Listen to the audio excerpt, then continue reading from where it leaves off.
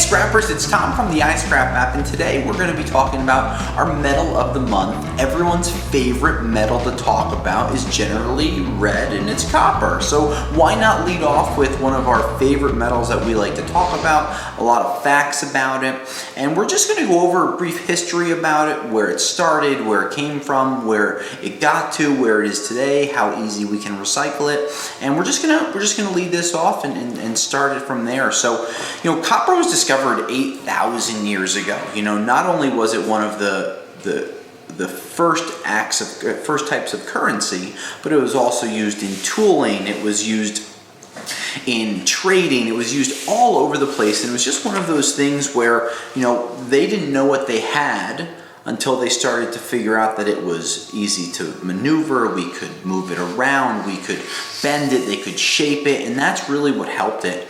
On top of that, copper is a naturally occurring element. They mine it out of the grounds, and copper can be found all over the world, not only in mines, but also it's a heavy concentration in volcanic areas. So when that molten is coming from the center of the earth and pushing its way up, that's where it's bringing a lot of the metals with it. So along old volcanoes, along old types of things, you see copper really jumping out.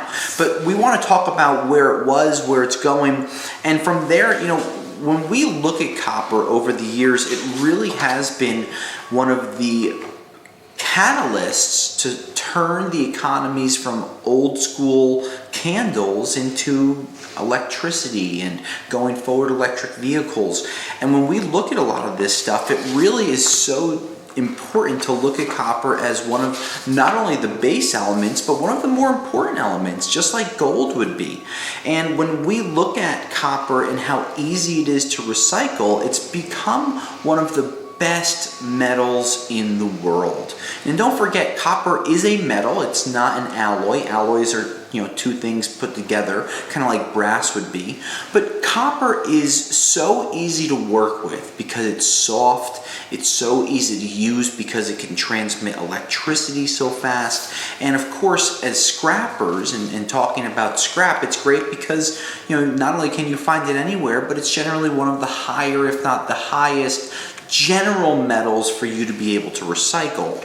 So what's nice about copper is it's all recyclable, and so many things nowadays are tough to dispose of. You take glass, for example, where it has to get ground up. Well, copper has to get stripped, melted down, put into ingots or bars, and then reused. And when we recycle metal, when we talk to people that recycle metal, the scrap community is so concerned about price, right?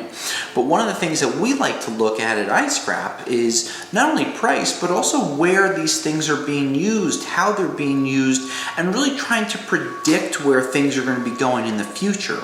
If you look back in the early 1900s, when electricity was really starting to be more widespread, going into people's houses, and they were producing it in all of these different factories, that's when you started to really see that industrial change. And of course, there's been substitutes for copper like aluminum, but it never has the same amount of current flowing through the metal like copper does. So, with copper, when we look at all these different things, it's easy to reuse, it's easy to recycle, and with scrapyards all across the United States and Canada and the world, when you use the iScrap app, you can always find a scrapyard that's close to you to be able to recycle that copper. And through iScrap, our goal is to help teach you about these different metals.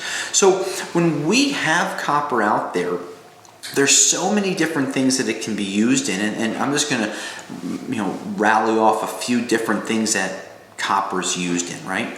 We have our normal electrical lines where our power comes from, either a coal generating plant or natural gas or nuclear power plant. That electricity is produced, it's mass exited out into the field, it's gone and it's pushed into copper transformers. These large, huge copper transformers that you've probably passed along the road. If you cut one of those open, you would find 20 or 30,000 pounds of copper. And when you cut those things open, you look at it, the amount of copper that's there, it's needed because you have so much electricity getting pushed into it. It needs to be able to have a bank, if you will, to be able to get pushed into and then dispersed into multiple other locations. And then you have all different parts of the grid that use the copper to be able to, again, take it and make it to your house. I was telling someone recently, there's a reason that when you go into a room and you flip a light switch, the lights go on, and it's copper. Of course, it's the power grid and it's the breakers and the light switch and the lights, but copper, without it, we wouldn't be doing this podcast. Without copper, we wouldn't be driving cars the way that we are right now. We wouldn't be in airplanes. Airplanes have massive amounts of copper. If anyone has ever worn clothes before, well, where do you wash your clothes? We're not back in the 1800s, and fortunately here in the United States, as a first world country, we have washing machines, and washing machines have a copper cord that plug into the wall, an electric motor that used to be wound with copper. Nowadays, you can find more and more of the electric motors in consumer electronics with aluminum wound. But now, you look at your washer, you look at your dryer, you look at your refrigerator, you look at your cell phone, you look at your computer. Every single one of these things have copper in it. And that's why, in our opinion, it is one of, if not the best metal in the world.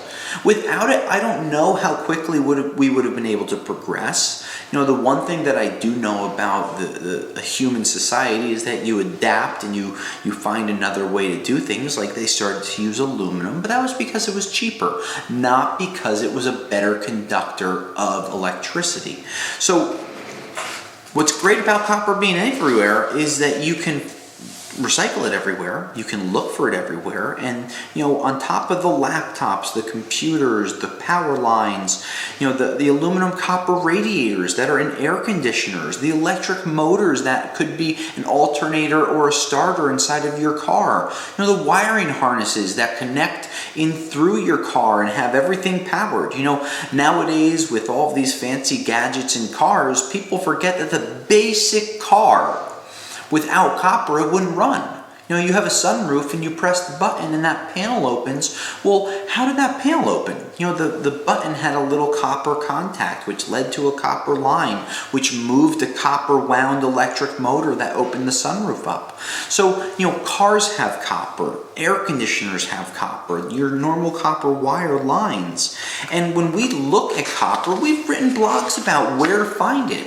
And it's really easy. Open your eyes and look around.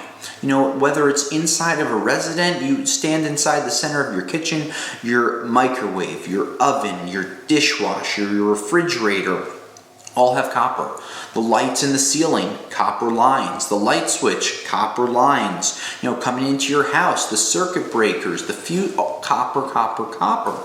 And what we try to do at iScrap over the years, coming from a scrap background, we know where copper comes from.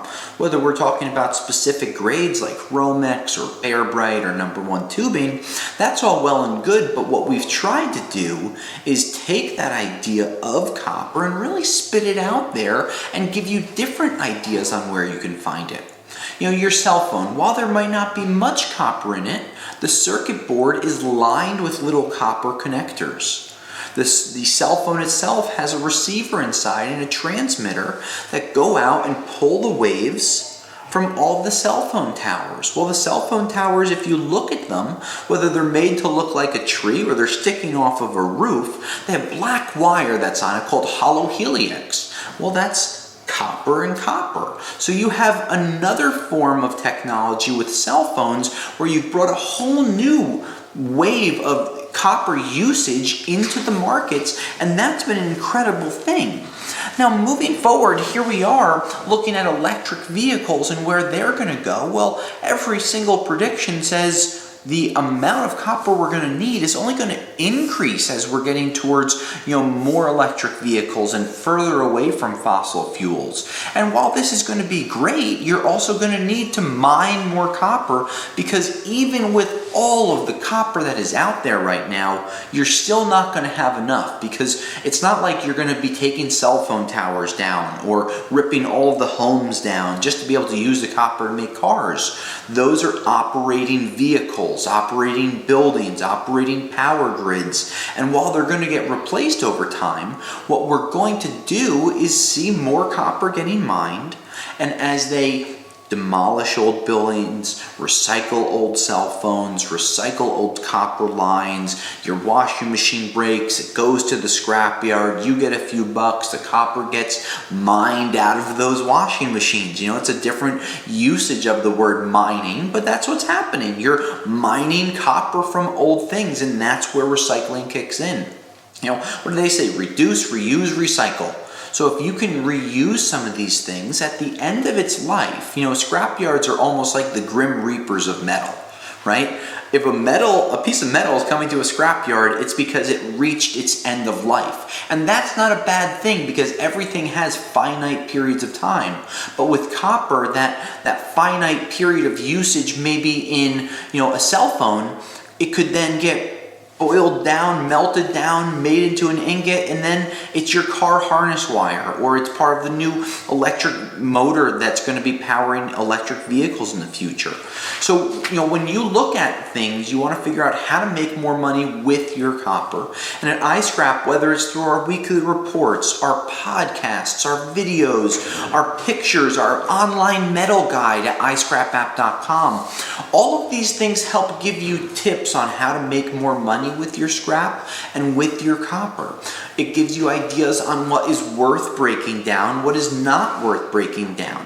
When you look at copper, you want to be able to look and say, how am I going to make the most money from my scrap? Well, stripping copper wire is always a good thing, but knowing how long it takes is really important. We always try to tell people to think about what they make per hour. And then if they strip copper, if they clean their copper, are you going to make that much extra money per hour? Is it worth your time? Taking electric motors apart is hard. If you don't have grinding wheels to cut them apart properly, or if you're only working on 1 or 2 electric motors, it's not worth your time.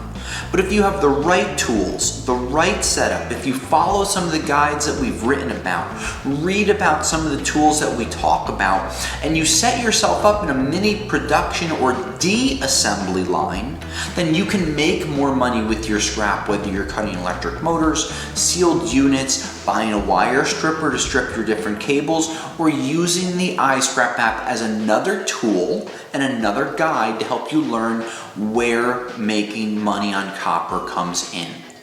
Scrappers, this is Tom from the iScrap app. We love doing these podcasts. We love talking about metal. Anything else you need to know, we'll talk to you next time. Until then, I'll scrap you later.